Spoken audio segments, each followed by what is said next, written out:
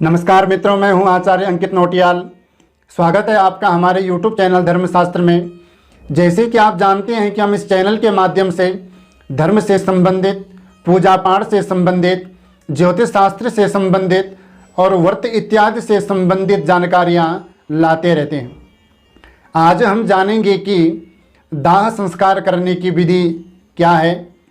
जो व्यक्ति अग्नि देता है उसको किन किन नियमों का पालन करना चाहिए, उसके जो परिवार वाले हैं, भाई बंधु हैं, गोत्र वाले हैं, उनको किन किन नियमों का पालन करना चाहिए, क्या खाना चाहिए, क्या नहीं खाना चाहिए। पंचक में यदि किसी की मृत्यु हो जाए तो उसको किस प्रकार से पंचक शांति करनी चाहिए, मृत प्राणी का दाह संस्कार करना चाहिए। ये सारी बातें जो हैं इस वीडियो में बताई जाएगी। इसी पर आज हम विशेष चर्चा करेंगे। आजकल कई लोगों के मैसेज, कॉल के माध्यम से लोग पूछ रहे हैं कि दाह संस्कार करने की विधि क्या है और पंचक में यदि किसी की मृत्यु होती है तो उसको किस प्रकार से पंचक शांति करवानी चाहिए, क्या विधि है पंचक शांति की।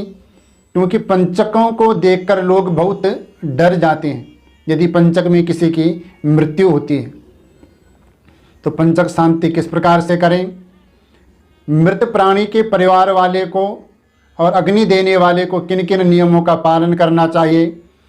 इस प्रकार के बहुत सारे प्रश्न लोगों ने किए हैं, तो उन्हीं का उत्तर इस वीडियो में दिया जाएगा। हमने सोचा उनको अलग से उत्तर देने के बजाय एक सुंदर सा वीडियो बनाया जाए जो कि ये जानकारी सभी तक पहुंच सके। आज का जो हमारा विषय है, इस पर चर्चा करने से पहले आपको एक सूचना दे दूं।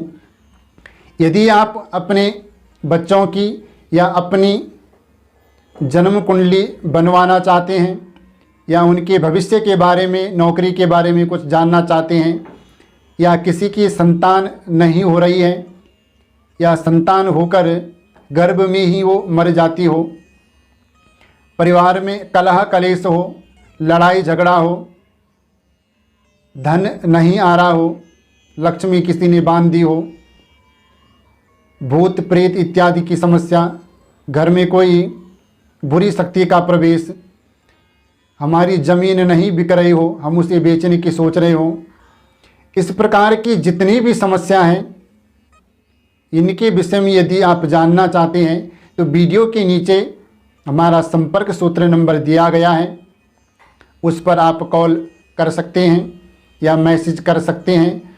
उसके माध्यम से आप ये सारी जानकारी प्राप्त कर सकते हैं।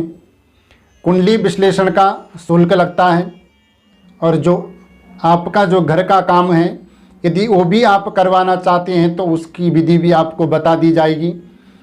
और यदि आप ऑनलाइन के माध्यम से रुद्राभिषेक, ग्रह शांति, ग्रहों के जप करवाना चाहते हैं तो उसके लिए भी आप संपर्क कर सकते हैं।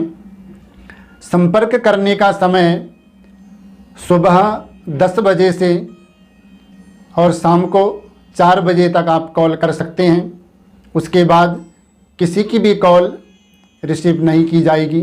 इस बात का आप विशेष ध्यान रखें। कुछ लोग क्या करते हैं कि सुबह 7 बजे से ही कॉल करना शुरू कर देते हैं, तो ऐसा आप बिल्कुल भी ना करें। इन बातों का विशेष ध्यान रखें आप। अब चलते हैं आज का जो हमारा मुख्य विषय है। सबसे पहले हम जानेंगे कि यदि किसी की मृत्यु होती है और वो व्यक्ति यदि कोई व्रत वगैरह करता हो और उसने उद्यापन न किया हो तो इस पर हमें क्या करना चाहिए, क्योंकि बिना उद्यापन के हमारा व्रत अधूरा ही रहता है। इसीलिए शास्त्रों में कहा गया है कि व्रत का उद्यापन जरूर कर देना चाहिए। तो जो व्यक्ति मर गया, उसने व्रत का उद्यापन नहीं किया, तो हमें क्या करना चाहिए। तो नंदी पुराण और निर्णय सिंधु में कहा गया है कि उद्यापनम विना यत्तो तदव्रतम निष्फलम भवेत। अर्थात मरणासन्न व्यक्ति जिसकी मृत्यु हो गई हो, उसने यदि उद्यापन नहीं किया हो तो जब 13वीं हो जाए उसके बाद किसी योग्य ब्राह्मण को, किसी विद्वान ब्राह्मण को बुला करके उसके बच्चे वगैरह, उसके पुत्र, उसके परिवार वाले किसी विद्वान ब्राह्मण को बुलाएं, उन ब्राह्मण की सलाह लेकर और उस मृत प्राणी की फोटो सामने रखकर उसके व्रतों का उद्यापन कर दें। तो उसने जो व्रत किया है उन व्रतों का फल उस मृत प्राणी को जरूर मिलेगा और भगवान उसकी मनोकामना पूर्ण करेंगे जिस मनोकामना के लिए उसने व्रत किया था।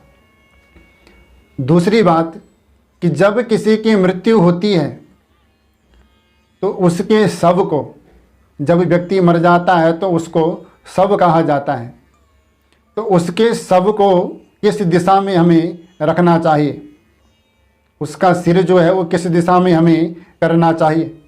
तो हरिहर भाष्य में कहा गया है कि प्राक शिरसम उदक शिरसम वा भूमो निवेशयेत, अर्थात मृत प्राणी का जो सिर है वो या तो पूर्व दिशा की तरफ करें और या तो उत्तर दिशा की तरफ हमें करना चाहिए। और कई लोग क्या करते हैं कि नग्न शव का अंतिम संस्कार कर देते हैं। तो शास्त्र में कहा गया है कि नग्न देहम दहे नैवा, नग्न शव का दाह संस्कार कभी भी हमें नहीं करना चाहिए। ये छोटी छोटी बातें हैं पर बहुत ज्ञानवर्धक है, ये गलती हमें बिल्कुल भी नहीं करनी चाहिए। अब आती है पंचक शांति की बात। पंचक में मृत्यु हो तो क्या करें, किस प्रकार से विधि करें।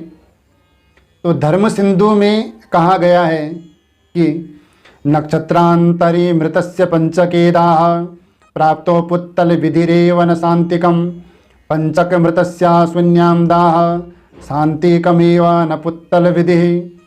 अर्थात निर्णय सिंधु और धर्मशास्त्र में एक ही बात कही गई है कि यदि किसी व्यक्ति की मृत्यु पंचक से पहले हो जाए और दाह संस्कार पंचक में हो तो हमें जो पुतलों का विधान है वो करना चाहिए, शांति करने की आवश्यकता नहीं है। दूसरी बात कही गई है कि यदि मृत्यु पंचक में हो और दाह संस्कार पंचक के बाद हो तो यहाँ पर हमें पुतलों का विधान नहीं करना चाहिए, शांति करवानी चाहिए, पंचक शांति। तीसरी बात कही गई है कि यदि पंचक में ही मृत्यु हो और पंचक में ही दाह संस्कार हो तो यहाँ पर हमें दोनों कर्म करने चाहिए, पुतलों का विधान भी करना चाहिए और पंचक शांति की विधि भी करनी चाहिए।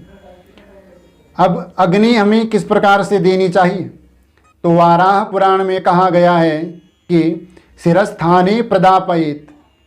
जब हम मृत प्राणी को, जिसकी मृत्यु हुई है, उसको जब हम अग्नि देते हैं तो सबसे पहले सर की तरफ से अग्नि हमें देनी चाहिए।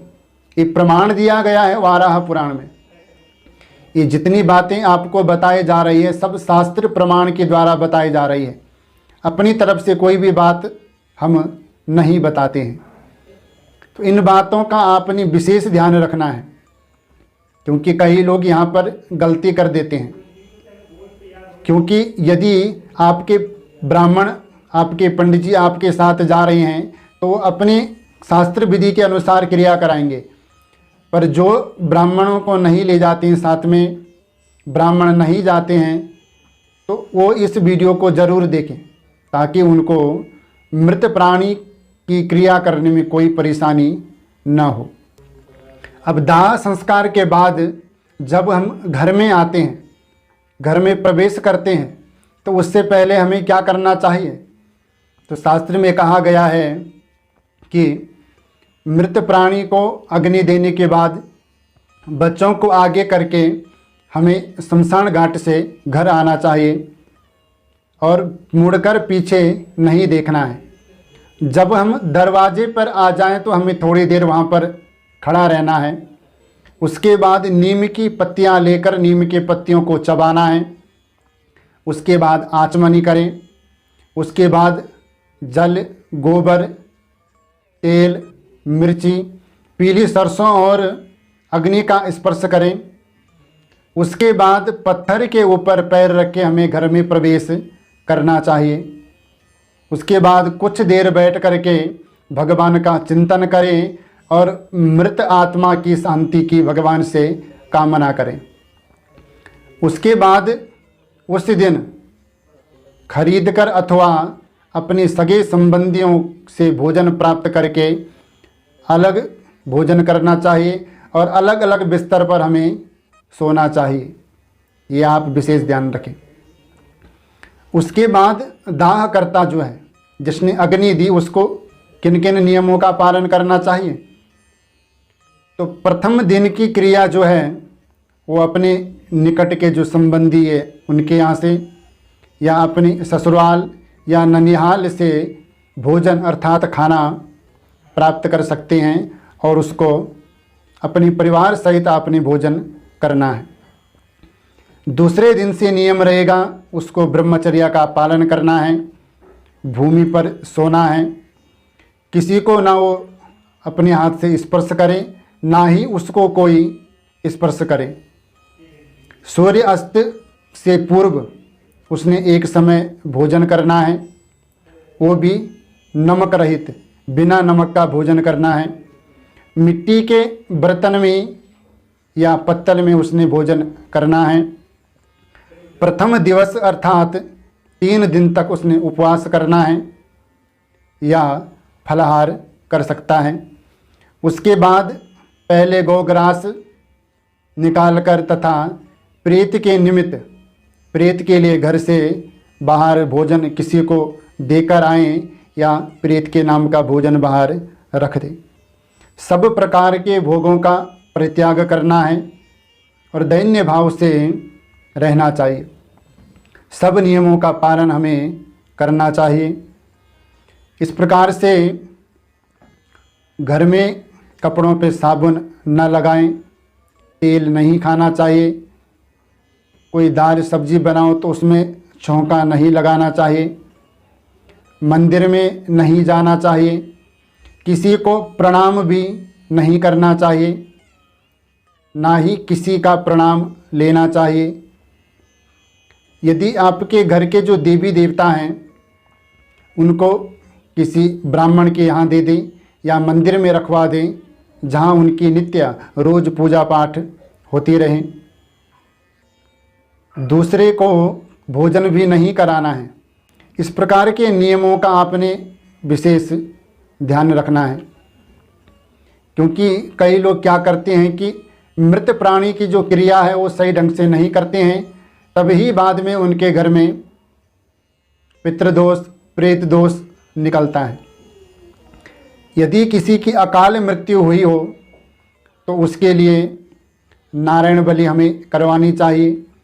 यदि पुराना पितृदोष हमारे घर में है तो उसके लिए हमें त्रिपिंडी करवानी चाहिए।